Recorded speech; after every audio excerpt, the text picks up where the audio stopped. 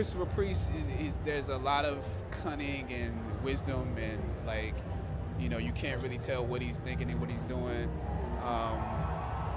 You know, Kirby and Stanley, it's like they set the stage for what he is, which you have to give them all the credit for that. It was a concept, you know, when Christopher Priest was writing, they were written a little differently when Reginald Hudlin was writing. You know, if you go through the different, when Mayberry does it, it's a little different.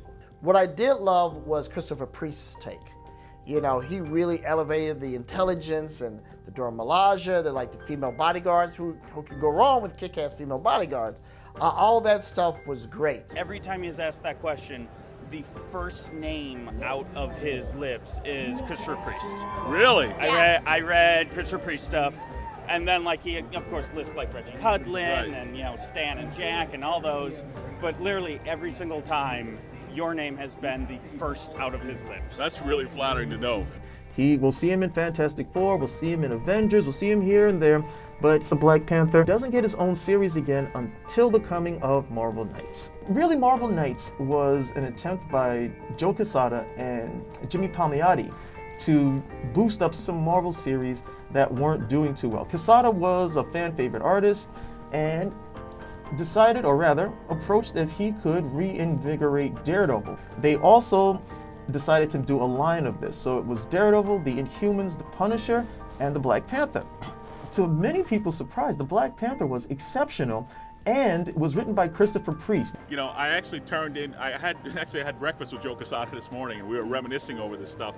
And I turned in the first issue of Black Panther, and they rejected it because it was too straight. It was too by the numbers. Oh, yeah. And Joe really had to kind of shake me out of formula, because we became so accustomed to, this is a long time ago, you know, but we had become so accustomed to a certain formula of doing superhero comics. And for better or for worse, because not everyone liked what we were doing, Joe wanted that Pulp Fiction in rewind storytelling style, and he wanted to take some chances and swing for the fences, and I'm glad that he did that. Christopher Priest's run is what everyone is emulating now, and this was definitive enough that it really put the Black Panther at the center stage, though a lot of people didn't even realize it.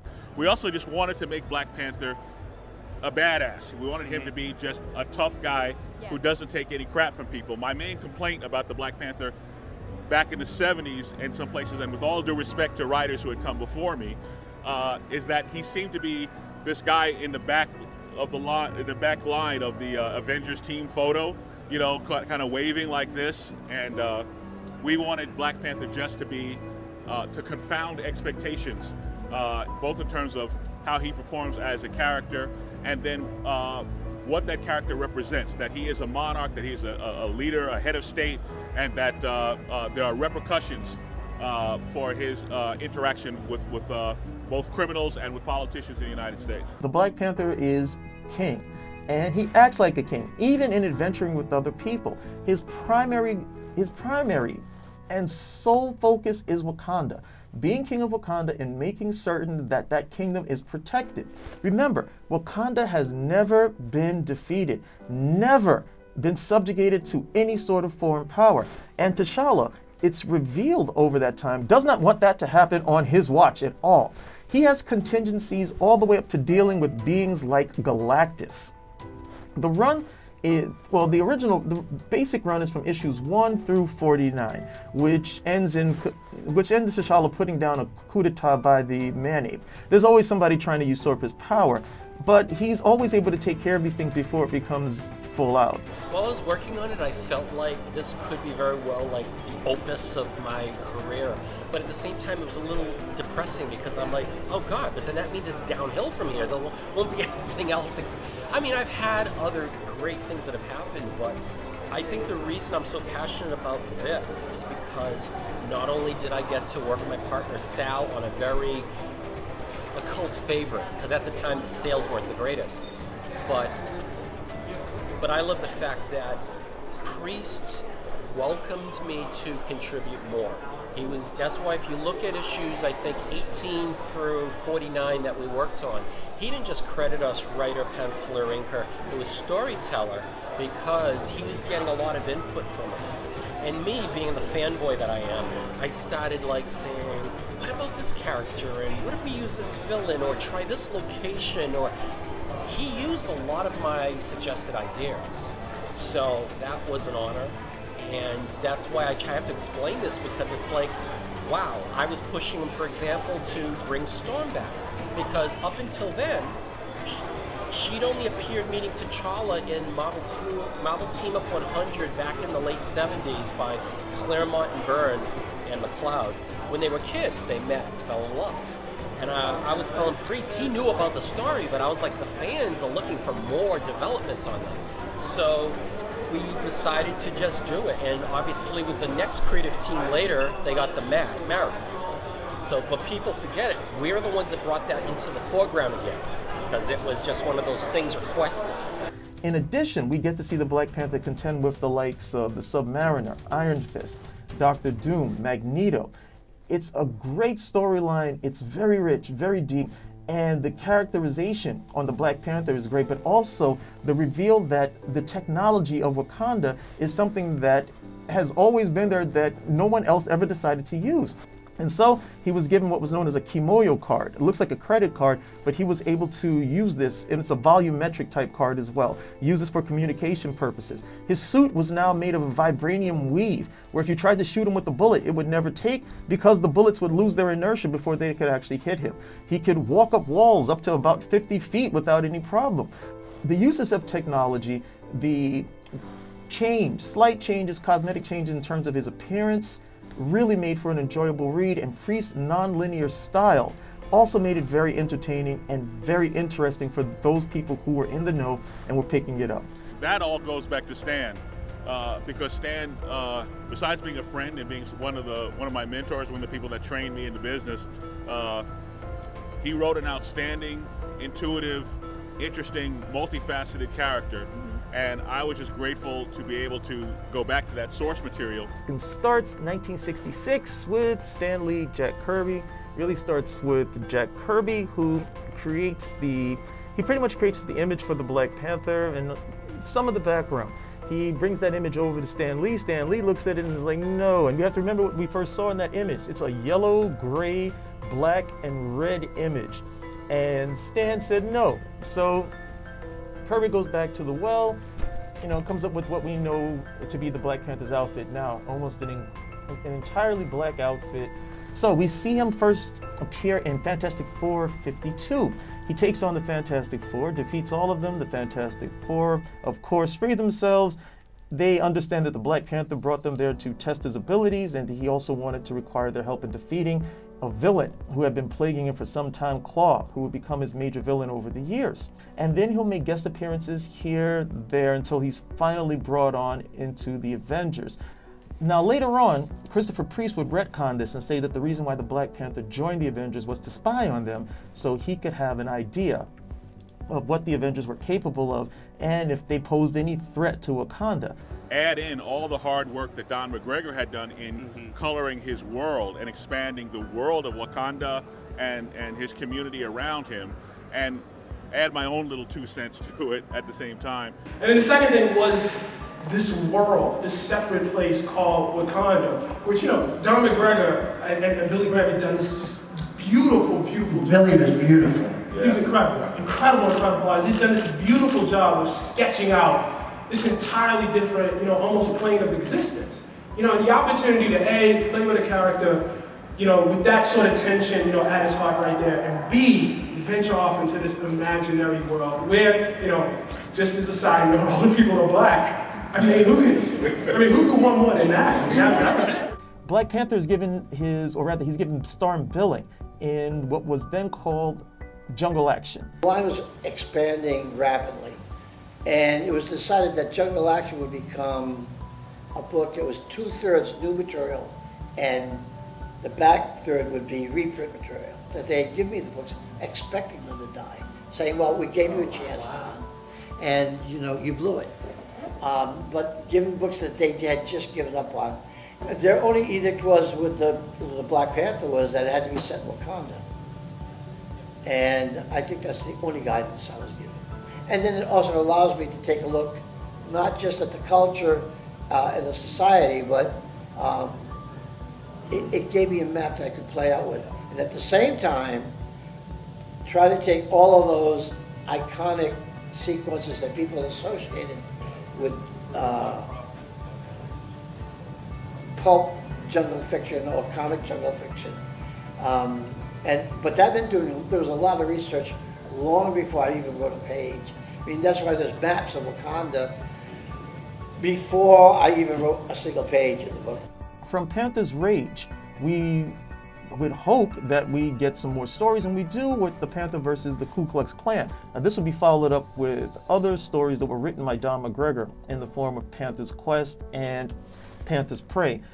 It's good to respect what's come before, but it doesn't mean you can't shake things up a little bit and try out new things. It's the only way you keep readers interested.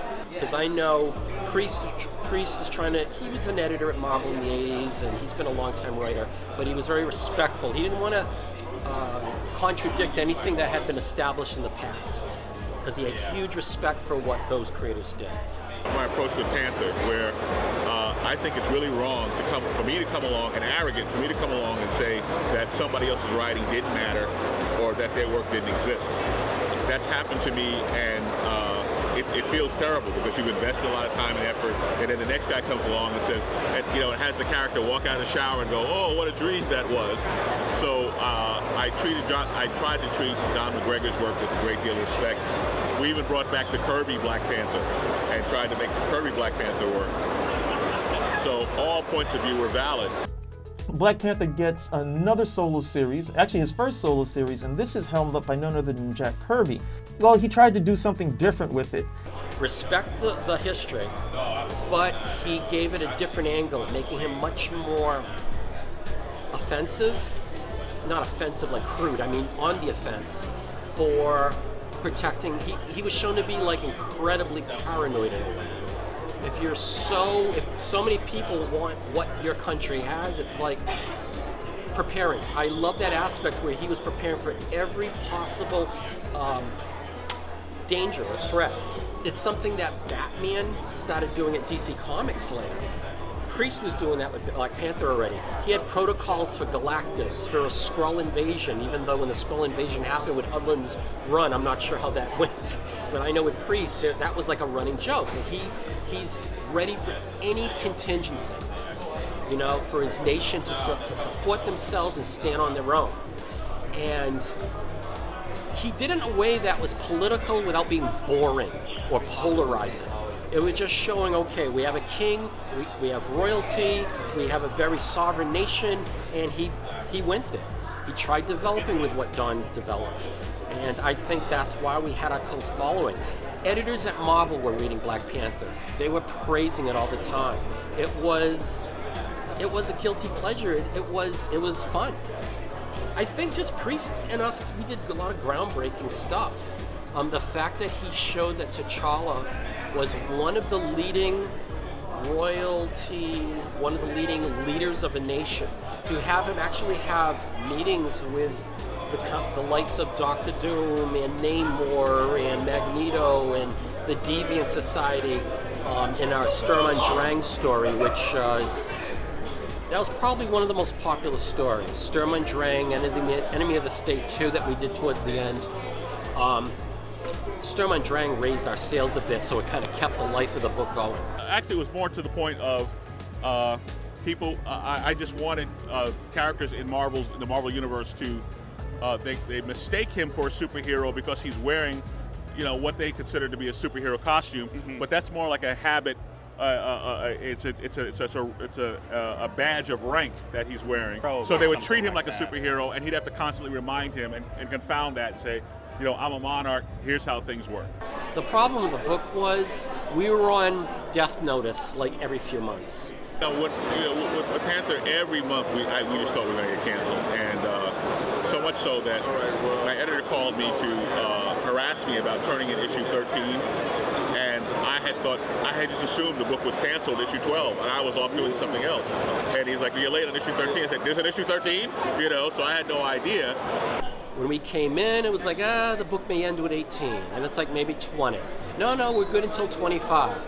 And that's how we were on the book the whole time. It's like you're always on edge, like you can't relax because you're just expecting like it's just gonna come to an end. And yet we somehow lasted till 49. So as disappointing as it was to not be able to do the 50th issue and continue, because I was trying to talk Priest into going to the Savage Land after that.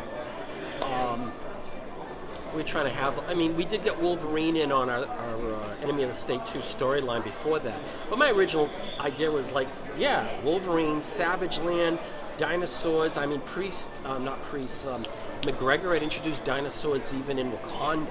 I mean, I wish early on we had a little better quality with coloring and printing. When the Marvel Knights line was starting all this for a year, they had the budget for quality, everything. The moment it came to issue 13, where Panther rejoined the Marvel Universe, it wasn't quite the same. It took us 2 years to get a colorist that we were excited about. It was around the time of, I think, with Seduction of the Innocent, like issue 31 through 33, and everything after that. That was VLM Studios, and later, from the studios, Jennifer Schlesinger. Never saw her work again after the series, but she brought something wonderful to our team. If you look at the silent issue where Iron Fist is fighting Black Panther, she's coloring every air bubble underwater, like with giving them all, each bubble like a round spherical shape. I wish we had that from the start. I think we did get a lot of new readers. I mean, for a while we jokingly called our title Black Panther Team Up, because if you look at the series run, there's like a guest star in almost every issue. And yes, it is an editorial a writer trick. It's a way to try to bring in some new readers. Oh, Deadpool's in there. I'm a Deadpool fan. The trick is, can we latch on to him enough to try a few more issues, of course. That's why we had to do that throughout. I don't think it's the only reason we survived 3 years, but the fact that the character is a public figure, of course there's going to be some globe-trotting, yes, and he's going to interact with the Marvel Universe. But otherwise, though, we had the great stories to work from, and we had some very good editors that gave into a lot of requests to try things out. They were very supportive. Sometimes they're willing to give you more of a chance when you're not a top-selling book. They figure, what do we got to lose? Try things out. In the 70s and 80s, a lot of times when you're on a low-selling book, creative teams got to flex their muscles more and try things a little more radical. Hard to do when you're on a very top-selling book. The editorial tends to micromanage a little bit to try to keep the quality up. But like I said, we had good supporting editors, didn't limit us very much at all. So I've had the best of memories with it. It really helps that to have worked on both sides of the desk. Yeah. And once you understand the pressure that the freelancers are under, it's like, okay, I want you to come up with an original Spider-Man story that we've never seen again, and throw in Aunt May and Doc Ock, and you got to turn it in by Monday. And here's a gun to your head. Go. Be creative. That's what writing comic books is like. Uh-huh. It's an enormous amount of pressure, but you kind of have to learn balance and, in the name of God, stay ahead of the calendar and don't get behind it, because that's not a good place to be at all. Certainly what I learned is how to manage deadlines a little bit better, but I like to think that I'm a better writer now than I was then. We'll find out with work that comes subsequent to this, but you know, everything is just a learning experience. The more you do something, the better you get at it. And you know, from Power Man and Iron Fist, Spider-Man and Wolverine, that one shot back in the 80s, all the work that I did, that was all my training ground at Marvel, and having been trained by Stan, by Jim Shooter, by Dennis O'Neil, one of the greatest writers to ever write in this business. I've just been very lucky, very blessed, and you know, you kind of learn and grow as you go. But yeah, I'm just so proud of what we got to accomplish. We didn't get to do everything we wanted to do because eventually we were bounced off the book. But we were on for 3 years. You try to find these days, or even back then, too many artists that are on a book that long, it's rare. It's not like the old days. You know, when I started being a collector in the 70s, the 80s, back in the day, you know, if you could keep a popular artist on the book, they'd let you do it for years, as long as the sales didn't drop.